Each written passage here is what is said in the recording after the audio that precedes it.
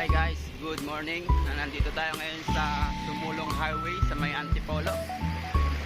Kasalukuyang nag-ride ako ngayon dito, paahon. Medyo matarik ang ahon dito guys. Sa mga gustong ride dito, asahan nyo na sobrang tarik talaga ng daan dito. Sobrang taas guys. Dito ngayon ako sa Sumulong Highway. Magandang umaga sa inyong lahat. Sa lahat ng mga nagra-ride dyan, ride safe tayo. Safety first, mga bikers dyan. Mga ka-bikers, safety first tayo.